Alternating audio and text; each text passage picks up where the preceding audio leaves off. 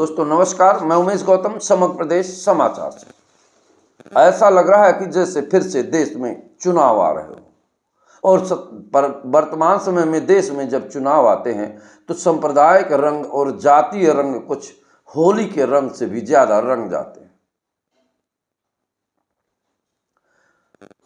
होली के रंगों की फुहार के बीच होली में पूरे देश में कितनी घटनाएं हुई, मैं तो कहूं कि मध्य प्रदेश का अनुमान लगाया जाए तो 28 से 30 हत्याएं हुई। उसके बाद भी ना कोई विवाद ना कोई झंझट, पर होली के रंगों में जहां रंगों की फुहार के साथ ऐसा लगा है कि इसे भी सांप्रदायिक रंग देने की पूरी कोशिश की जा रही है। वर्तमान सत्ता में बैठी सरकारें आखिर देश को क्या जवाब देंगी, आम जनता को क्या जवाब देंगी? तो ऐसा लगने लगा है जैसे कहीं चुनाव आ रहे हैं। यही कारण है कि छोटी छोटी बात पर देश को सांप्रदायिक रंग देकर, जातीयता का रंग देकर उकसाया और देश को खंडित करने का प्रयास किया जा रहा है। कितना दुखद है। पूरे देश को एक सूत्र में बांधने का काम होने की बजाय आज हम सांप्रदायिक दंगों की बात करते हैं और पूरे देश को सांप्रदायिक रंगों में ढकने की बात करते हैं। हम बात इसलिए करते हैं क्योंकि होली के रंगों में जितने भी अपराध घटित हुए, पर 2 अपराध ऐसे हुए जो पूरे भारत में चर्चा का विषय बन गया। क्या देश से मुसलमानों को हटाया जा सकता है? क्या देश में मुसलमान विरोधी कोई कानून लाया जा सकता है? क्या देश की नागरिकता खत्म की जा सकती है? बिल्कुल नहीं की जा सकती। ना कोई कर पाएगा, ना किसी की हैसियत है। 11 वर्षों से सत्ता पे बैठे लोग केवल ये बातें चिल्ला के समाज के अंदर कुछ ऐसा तबका जो अपनी तर्क शक्ति से दूर लोगों को बहकाने का काम करता है, उनकी ताकत के दम पर देश के अंदर विखंडित और देश के अंदर नफरती माहौल इतना भर दिया है कि बेहद निराशाजनक है। बात करते हैं दिल्ली में हुई घटना, छोटे से रंग पड़ने के बाद मौत, हत्या। इसी तरह पूरे प्रदेश में कई घटनाएं और हत्याएं हुई हैं, पर कुछ नहीं। पर वहां एक विशेष संप्रदाय का नाम आने के बाद पूरी दिल्ली जल उठी और बहुत सारे हिंदुत्व के कार्यकर्ता, हिंदुत्व के धनी लोग पहुंचे और बहुत सारे इस्लाम के कार्यकर्ता पहुंचे और पूरे दिल्ली को धार्मिक रंग में को खून से रंग दिया। आखिर ये नफरत आती कहां से? दूसरी घटना सिंगरौली जिले की मोरवा की ले लीजिए, जहां दोनों परिवार एक ही मोहल्ले में रहते थे। साई नगर की घटना है और पवन शाह नामक का लड़का जो 15 साल की उम्र है, सिगरेट पीने का विवाद हुआ।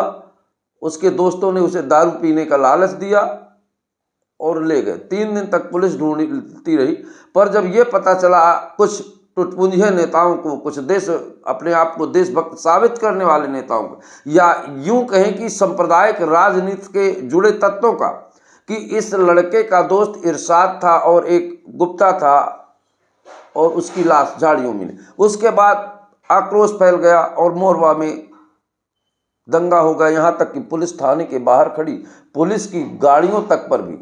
और एक आध वीडियो तो ऐसे हैं कि आपको देखे कि पुलिस के ऊपर डंडा प्रहार कर रहा है। हमारा कहने का मतलब नहीं, ना हम ये कहना चाहते,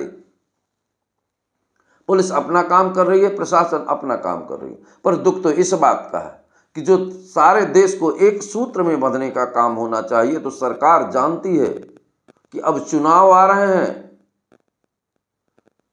होली के रंग को भी कुछ ऐसे रंग दो धार्मिक संप्रदायों में कि लोग देश के हितैषी बातों को भूल जाएं। लोग भूल जाएं कि अपस्टाइन फाइल भी है।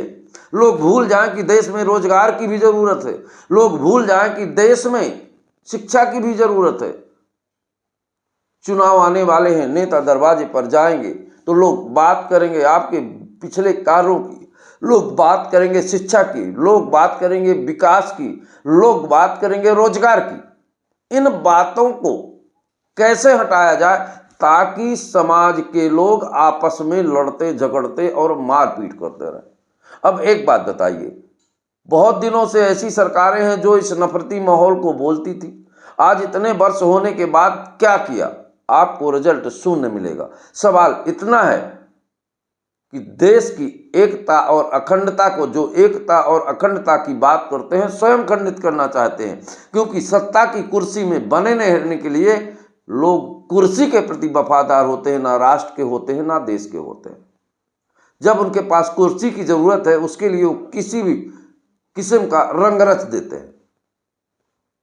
भाइयों, सावधान हो जाइए, सतर्क हो जाइए और समझदारी से काम लीजिए। ये मान लीजिए कि भारत में चुनाव आने वाले हैं। आपको हर माहौल, हर सोशल मीडिया, प्रिंट मीडिया, हर जगह भड़काऊ भाषण, सांप्रदायिक दंगे, जाति समीकरण पर उकसाने वाले टुटपुंजिए नेता और ऐसे नेता, क्षुद्र नेता जो देश विरोधी काम करते हैं, जो भी अपने देश के अंदर भड़काने का, नफरती बीज पैदा करने का काम करते हैं, ये समझ लीजिए राष्ट्रभक्त कभी नहीं हो सकता, ना देशभक्त है। ये तो कुर्सी भक्त हैं। अब वर्तमान में सत्ता में बैठी सरकारें लोगों का ध्यान भटकाने के लिए ये गेम खेल रही हैं। और गेम क्या कि कभी यूजीसी लाकर सवर्ण समाज और हमारे दूसरे वर्गों को मारपीट और दंगे फसाद करवाती है। कितनी घटनाएं होली पे हुई, उन पर कोई बवाल नहीं, पर अगर किसी एक विशेष संप्रदाय के व्यक्ति का नाम आ जाता तो पूरे देश में खबरों में सुर्खियां बन जाती हैं। इससे साफ साबित होता है कि सरकारें आज की तारीख में नफरती माहौल पैदा कर दिया है और इतना नफरत भर दिया लोगों के अंदर, गजब हो गया साहब। अपराध क्या संप्रदाय और जाति देखकर आता है? अपराध का हमारी समझ में तो एक ही बात है कि अपराधी अपराधी ही होता है, वो चाहे किसी धर्म का हो, संप्रदाय का हो, मठ का हो, मंदिर का हो, भगवान के चौराहे का हो। पर अगर वो अपराधी है तो अपराधी है, उसको सजा मिलनी चाहिए।